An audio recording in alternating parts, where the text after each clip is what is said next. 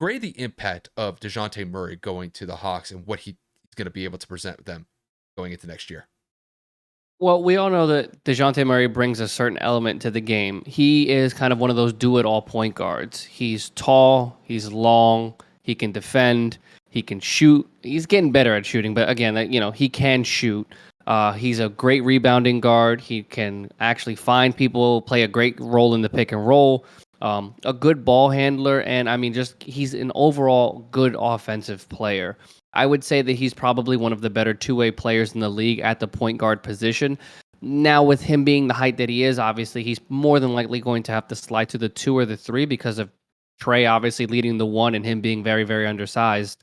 But that starting lineup in and of itself is very, very, very different. You have obviously the offensive firepower that is Trey Young, the guy that can pull from all sides of the court. He's got great court vision in himself as well, great free throw shooter. Now you add Dejounte Murray, who can probably facilitate a little bit more from the inside, and then of course he can slash, he can finish at the rim. He's developed a little bit of a better shot. I mean, he averaged 21, 9, and 8 this year and 2 steals.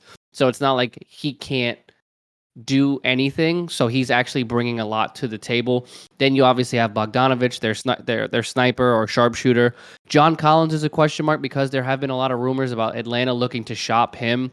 Clint Capella obviously solidifying at the five, being a very old-fashioned rebounding big who can finish at the rim, of course, and of course block shots and be a big detriment to them, or should I say a big contributor on the defensive end with blocking and altering shots. So I think they got better defensively. I think they got better in the rebounding position. And then, of course, overall as a whole, when you add somebody like Dejounte Murray to a struggling younger team, he gives them that different element that they needed. Somebody who can go out there and get you a bucket as well. And then people that are coming off the bench for the Hawks, like Herter and like Kevin Hunter, just there's so many different options that Atlanta has to now rotate through that guard position. I think this is going to benefit them as well. Not to mention they offloaded a little bit of a heavy contract with Gallinari. He's been he's been injured. He's older. He hasn't really been known for being a solid defender at any point in his career. So with him also being a streaky shooter, it felt best for them probably to offload that to San Antonio, and then San Antonio on this side obviously ends up getting 3 first-round picks out of it. So we will see what happens, but overall, I definitely give this trade probably like a B plus for the Atlanta Hawks. Well, when I look at Atlanta from last year, I mean, Atlanta was, I would say, an average team last year, but they definitely took a dip.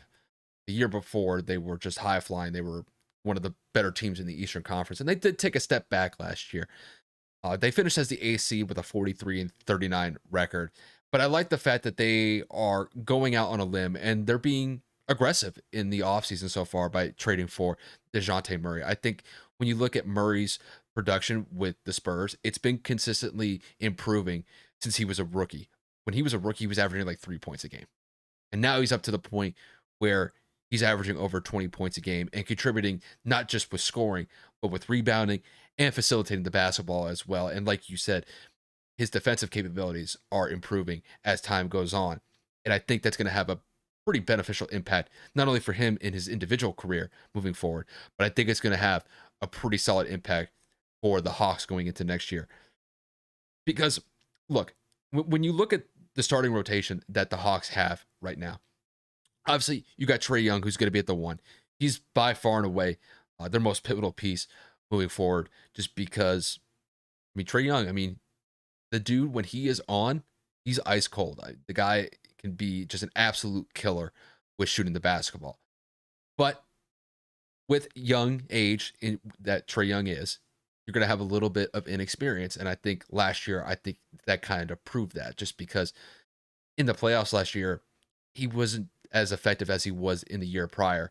Maybe that was just because, going into the playoffs the first time around, you really don't have a lot to work with as far as experience is concerned. But going into this past season, you could definitely tell that he was just off of his game in the playoffs.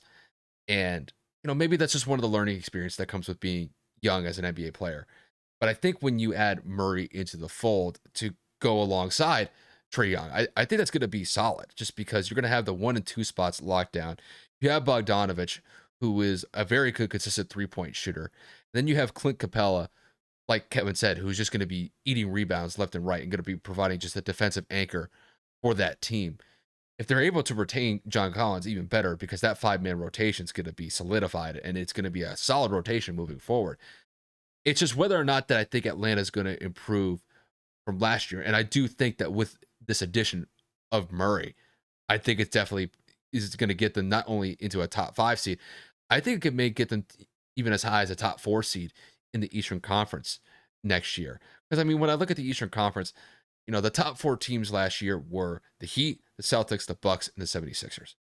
Now, obviously, those are extremely competitive teams, and I'm not saying that Murray to the Hawks rotation is going to put them in a top 2 or top 3 situation. But if they're able to stay relatively healthy, all of the Hawks starting 5, and if Murray's able to contribute at a high clip for them, I could see them definitely being a competitive force right alongside maybe the 76ers and the Raptors. Granted, we'll kind of have to see how next year plays out.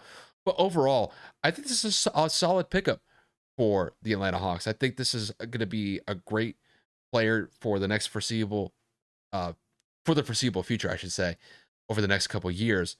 And as long as Murray continues to develop his game like he has been the last couple of years with the Spurs, think that they're going to be a competitive force in the Eastern Conference as far as the Hawks are concerned. So overall, I like the move that the Hawks made. I think it was a good one.